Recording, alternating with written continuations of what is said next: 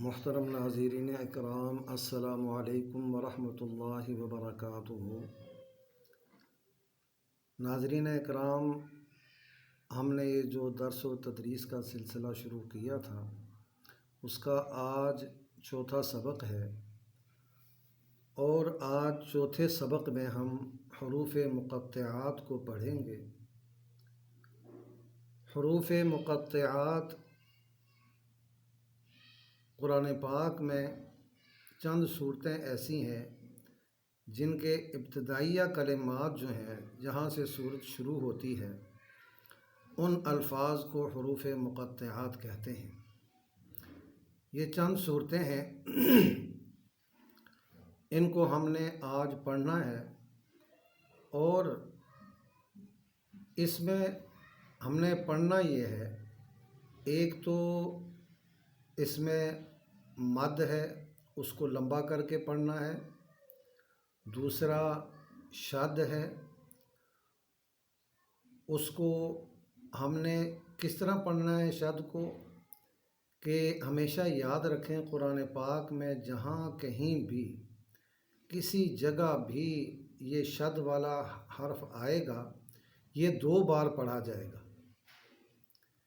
ایک بار تو پچھلے حرف کے ساتھ ملا کے پڑھیں گے اس کو، پھر اس کو دوسری دفعہ علیحدہ پڑھیں گے۔ یہ ہمیشہ یاد رکھیں، شد والا حرف 2 مرتبہ پڑھا جائے گا، 2 بار پڑھا جائے گا۔ ابھی ہم آپ کو پڑھ کے دکھاتے ہیں کہ یہ دیکھیں، یہ لام ہے اور یہ میم ہے، یہ میم کے اوپر شد ہے، لام کو ہم نے میم کے ساتھ ملا کے پڑھنا ہے۔ اور اس ملائیں گے ہم کس طرح، کہ اس لام کو لمبا کر کے ملائیں گے، کیونکہ اس لام کے اوپر مد ہے۔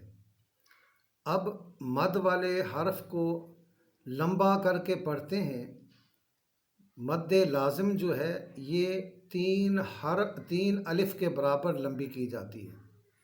3 الف ملا کے جتنا لمبا ہوتا ہے نا حرف، اتنی یہ ایک مد جو ہے 3 الف کے برابر لمبی کر کے پڑھی جاتی ہے۔ جیسے الف لام میم۔ اب میم کو بھی ہم نے لمبا کیا کیونکہ میم کے اوپر بھی مد ہے، اور لام کو بھی لمبا کر کے میم کے ساتھ ملایا کیونکہ لام کے اوپر مد ہے، اور اس میم کے اوپر ہم نے غنہ کیا ہے۔ غنہ یاد رکھیں، غنہ کہتے ہیں کہ اس حرف کی آواز کو ناک سے ادا کرنا، ناک میں پڑھنا۔ الف لام، اب یہ دیکھیں یہ ہم ناک میں آواز لے کے گئے۔ الف لام میم، اب اس کو ہم نے لمبا بھی کیا ہے، غنہ بھی کیا ہے، اور لام کو میم کے ساتھ ملایا ہے، پھر ہم نے علیحدہ میم پڑھی ہے، ٹھیک ہے نا۔ اب آگے یہ دیکھیں، الف لام میم صاد۔ اب ہم نے لام کو بھی لمبا کیا، میم کو بھی لمبا کیا، صاد کو بھی لمبا کیا، کیونکہ تینوں کے اوپر مد ہے اور میم کے اوپر شد ہے، اس لیے اس لام کو لمبا کر کے میم کے ساتھ ملایا ہم نے۔ اب یہاں پہ ہم غنہ نہیں کریں گے کیونکہ یہاں پہ میم نہیں ہے۔ الف لام را، الف لام را، الف لام میم را۔ اب ہم نے اس لام کو لمبا کر کے میم کے ساتھ ملایا، میم کو لمبا کیا، را کو لمبا کیا مگر تھوڑا، 1 الف کے برابر، کیونکہ اس کے اوپر کھڑی زبر ہے۔ الف لام میم را۔ اب اسی طریقے سے کاف ہا یا عین صاد۔ اب ہم نے یہاں پہ کاف، عین، صاد، ان تینوں کو زیادہ لمبا کیا کیونکہ ان کے اوپر مد ہے، اور ہا اور یا کو کم لمبا کیا کیونکہ ان کے اوپر کھڑی زبر ہے۔ اسی طریقے سے طٰہٰ، اب ان کے اوپر کھڑی زبر ہے، ان کو ہم نے تھوڑا لمبا کیا ہے اور طا کو موٹا پڑا ہے، طٰ۔ اب اسی طریقے سے طا سین میم۔ اب سین کو میم کے ساتھ ملایا ہے۔ اس میں ایک بات کا خیال رکھیں کہ اکثر لوگ جب یہ پڑھتے ہیں تو وہ یہ پڑھتے ہیں طا سین میم، سین کو علیحدہ پڑھتے ہیں، میم کے ساتھ ملاتے نہیں ہیں۔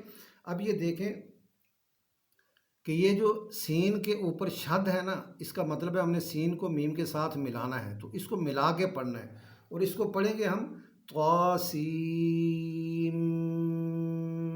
میم، سیم پڑھیں گے، سین نہیں پڑھیں گے، سین میم نہیں پڑھیں گے، طا سین میم۔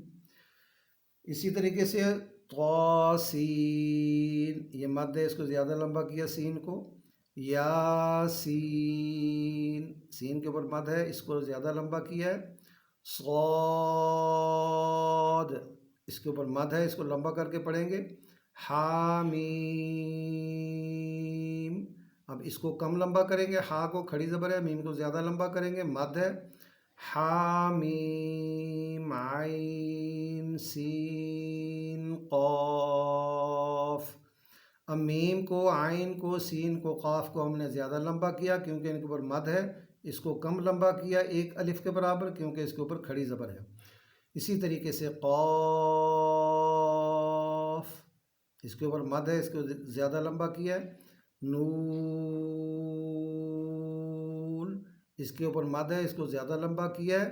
تو محترم ناظرین اکرام، یہ جو آج کا سبق تھا یہ ہمارا حروف مقطعات کا سبق تھا، اس کو ہم نے آج مکمل کیا ہے۔